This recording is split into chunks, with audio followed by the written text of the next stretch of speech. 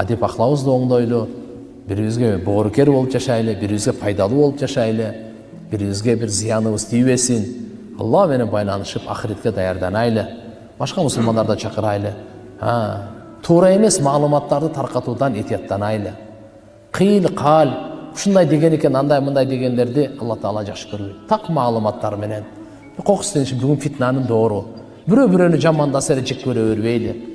Бирөө-бирөөнү мындай десе эле ошондой экен деп ишенип артынан эричип кете бербейли. Бүгүн ушундай туугандар, биз оор басырыктуу, кызыкандуулукка алдырбай, ачуулукка алдырбай, Алланын элчисин карап, алардын хидаят жолдомосун карап, мусулмандар бир тууган дедиби? Иннамал муъминуна ихва, имандуулар бардыгы шек күмөнсүз бир тууган дедиби? Алла бир тууган дедиби? Болду. Шайтан айтат менен, жок, силер душмансыңар дейт. Ким айтты силер бир тууган? Алла айтып атат бир тууган деп. Шайтан айтып атат душман дейт.